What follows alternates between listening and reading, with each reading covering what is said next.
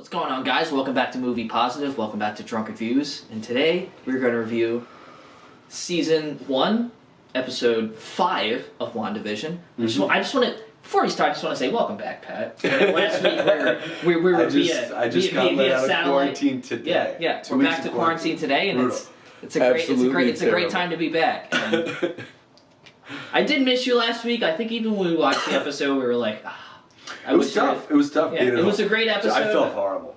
I should not have drank as much as I did with coronavirus, but I did. But we are Drunk Reviews, and we commit to Drunk Reviews. For you, Matt. Yeah. Matt, you know who you are. Yeah, Matt, our one fan. He's like the, remember What We Do in the Shadows, the Kristen Shaw? He's like our Kristen Shaw. No, it's not What We Do in the Shadows, it's Flight of the Conchords. Flight of the Conchords, yeah. He's our one fucking fan. So Matt, thank you. We have to start where it ended. I'm sorry. I know we have to go there. Pietro Peters showed up as Quicksilver. There's really no way around that. There's really no way around that. As great as this episode was, the implications of that are resounding. They like a rock in a pond. They have a ripple effect. The multiverse has been a thing that's happened. Like, we saw a glimpse of it with J.K. Simmons, which is actually the last Marvel project, was J.K. Simmons showing up as his character. True. As his character, but that didn't make any fucking sense, though. Yeah, and that was also like neither does this, but this is also in a story this is more like all right. So that almost seemed jokey. Yeah, that was jokey. Like, they got this was like this is a problem. That's her dead brother, and it's the other person, only other human being on Earth. I was literally like, what? Is there a billion actors out there? You picked the one guy that has resounding effects. So when he showed up. We were watching and he showed up with the blonde hair. I'm like, oh, like that's Pietro. Like they're doing Quicksilver, bringing him back. But the Quicksilver from Age of Ultron. Yeah. And then they cut, and it did in a whole like 80s like sitcom vibe where they don't show his face and then they cut back and they do. That's a very old TV trope. I like how he didn't answer the door. I like how Vision didn't answer the door when the doorbell rang because he didn't react to it. Because he was like, stop trying to distract me. Yeah. He was like tired. But then Wanda said, "That's not me. I'm not." Well, that's something I wanted to bring up. So, when the doorbell rings, she says, "I didn't do that." Right. Also, when she's outside and has that amazing moment with all the agents, which, by the way, that guy from S.W.O.R.D. is definitely crooked, probably part of Hydra. Yeah. She says, "I didn't start this." I don't think she remembers how it started. No. So I still think like even when Monica said it's all Wanda, I was like, a lot of this is Wanda, but this is not a Wanda. So, here's essentially my theory. Somebody's hiding something in Westview, or they're using this as a farm for her power. Like she's a battery. Because I don't think whoever started this wasn't her, and they can see the multiverse. Right. Because as soon as her and Vision, she tries to throw up the credits, she's been in control this whole time. And she's like, she ends it and cuts it, and whoever's really in control hasn't needed to step in. But her and Vision start butting heads. She tries to start the credits, and Vision's too powerful. He's like, no, I'm not doing this. And that's when Evan Peters shows up. Right. He has to pull he or she or whoever's in control has to pull a wild card from the multiverse to try to keep all of this happening. Who is creating this sitcom, and why is it so important that they keep it running? And why is Evan Peters showing up? It's so... But, like, whoever's in control has access to the multiverse. Here's my... Who is it? Who is that? Okay, here's my theory. This is Drunk Reviews. We're rambling right now. Here's the thing. We could also do a whole other video on this. Yeah. This specific thing, because I need to talk about this. When Wanda is in that scene, which, by the way, that scene with Wanda where she actually comes out of the actual verse was great. It was unbelievable, but I feel like she shows her powers a little bit more than what we've seen. We've seen glimpses of it in Age of Ultron where she starts... Remember in Age of Ultron where she starts controlling those humans and she lets them leave the city? We saw a little bit more of that, but maybe when Wanda went like that and the whole thing went up. Because Wanda, she doesn't know the full extent of her own powers. She doesn't. And that's the thing. And I feel like we're she almost beat Thanos by herself. Exactly. Which gets name dropped in this episode. But when Wanda's the most powerful is when she's really angry. Like, remember after Pietro dies? And she just goes she is pissed. And then all those Ultron minions. She is pissed in this episode when she comes It's the same with Thanos. Like, her most horrible moment of her life is She killed Vision to destroy the Mind Stone, and then Thanos reverses the time and undoes it. Just then still kills Vision. So she has to go through the pain of killing Vision, and then watching Vision coming back, and then Thanos winning, but also Vision. She has to do the most horrible thing. She's been through all of that, so I think stop the most horrible thing from happening. I think when Wanda, here's my theory. I think when Wanda came out, she may have tapped into the multiverse, and then cutting back to X-Men, the X-Men universe is Quicksilver. His powers, he can go. He's fast as shit. But based on what I've known from Flash and other just comics, and I'm not a big comic fan, they can travel through other universes because of how fast they are. Yeah. Maybe that's true. Flash does Peter the Flash paradox, Peter Maximoff, X-Men is now Pietro Maximoff. Saw that multiverse and maybe tapped into it. It's possible. But also, like you said, there's that other villain in play that I think we both agree with. Maybe that villain... Somebody else is involved. Yeah. I don't know who they are or what their intention is. Somebody else is involved. You know what? Here's another theory. Maybe Wanda, like Vision, she can't fully bring back Vision. But she can take Vision's body and bring it force it. So you're saying maybe she's the key to the multiverse? No, what I'm saying is maybe she can't fully bring back Pietro Maximoff, the one we know from Age of Ultron, but she can take another multiverse version of Pietro, which is Peter Maximoff from the X-Men universe. It's possible. And then she takes that Quicksilver. It's that's the only other Quicksilver that we other know of. I love that string of thought. That's really interesting. I have so many things. No, that's a great series, and that's like we've been doing this every week. We've been going on just like rants of like theories, and they may be wrong, they may be right, but as you're on that rant there, and there's a lot of good stuff in there. Yeah. As you're on that rant there, though, a thought crossed my mind too is like you're talking about how she had to live that moment twice.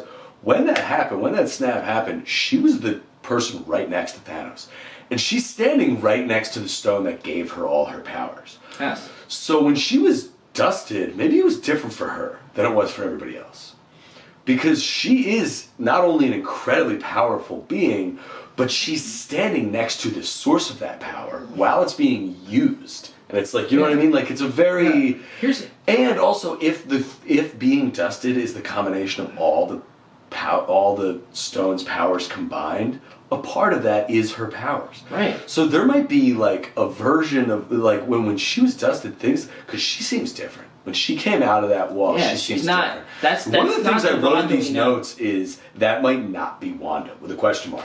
Where it was like if somebody's controlling the things here, it's trying to scare people away. Yeah, they're using Wanda's powers to control her. And maybe that was like somebody like pretending like with of the way she does like creating matter and the way again like we talked about there's the bulletproof thing. Maybe that'll be a thing we go back and you rewatch the shows like you have the clothes. I'm checking the timer. Yeah. She shoots the clothes and the clothes where it was a Kevlar vest or whatever. Yeah.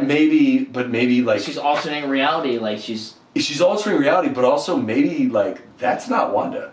Not the one inside is, but maybe the one that came through the wall. Because we didn't see her leave. Here's the thing. I don't have enough time to theorize now. Well, that's what I'm saying. Is like this episode, what this show is doing. Let's talk about the show a little bit. What this show is doing is putting us in this state, and we could do this. Yeah. We should put it a separate video and talk about all these potential possibilities, or even just keep going. Because the actual episode, I have so many things to talk about. But that last like 5 minutes, we haven't talked about the episode skyrocketed in my brain. We've talked about the potential of the Marvel Universe this whole thing. So you know what? Let's get into the episode. The way it... How did it start? I do like the bounce back. She almost texts Captain Marvel, which it seems like. But then when Captain Marvel gets name dropped, she's like... She seems like she hates her.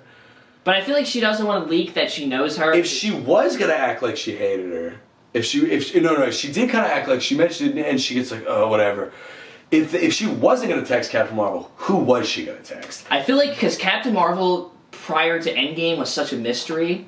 No one really knew who she was, but after Endgame, everyone knew her because she helped save the day. But Monica didn't really live that moment, so I feel like that's why she might have said it.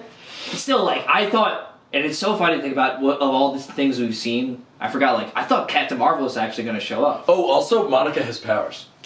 Do you think she does? Yeah. They tried to give her a CAT scan, and it was just rejected. Yeah, I saw that. Yeah. And they couldn't get proper blood samples. Do you think that has something to do with? And when they said she was just like, we're done here.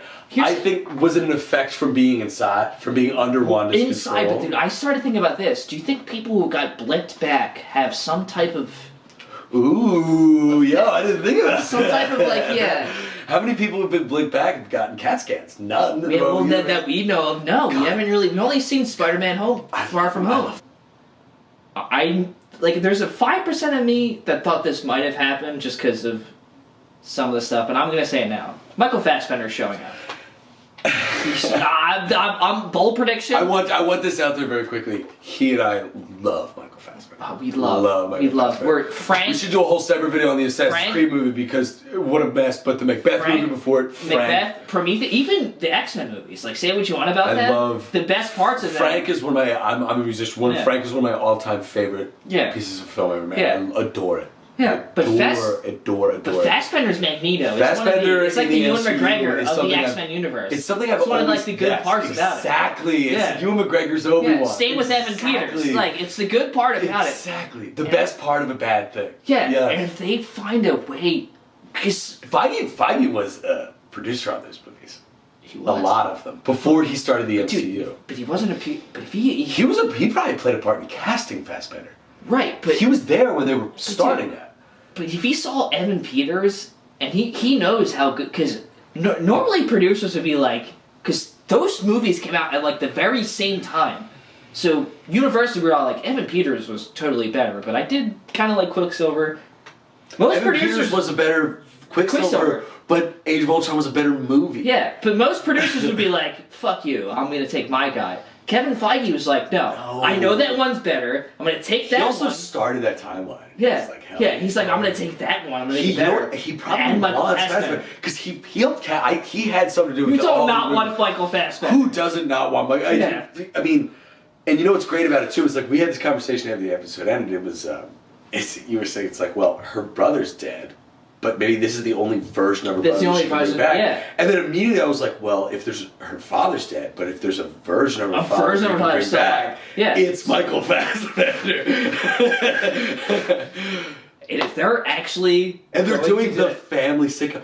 Michael Fassbender might be on next week as like, Grandpa's in town. That might happen. and then if we're going to go to this, we talked about this earlier, and they're going to go to... And if this is going to tie into Doctor Strange, Pat, if this is going to tie into Doctor Strange, we're going to have Benedict Cumberbatch and Michael Fassbender as Doctor Strange and Magneto in one scene. God. Just one played Macbeth, one played Hamlet, and now they're in the MCU.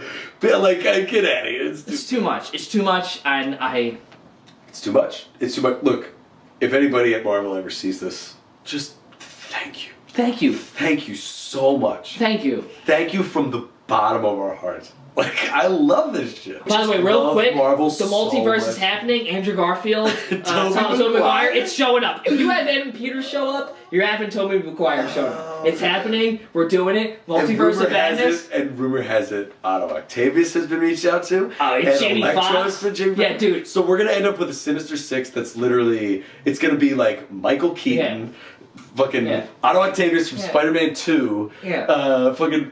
And it's going to be Spider-Man and Doctor Strange fighting. Yeah, Doctor Strange, Quicksilver, Deadpool's going to show up. All this shit's going to show up. Multiverse of Madness, it's coming. I'm so excited. Kevin Feige, how do you do this? Thank you. How do you do this? Thank you. I question nothing you do.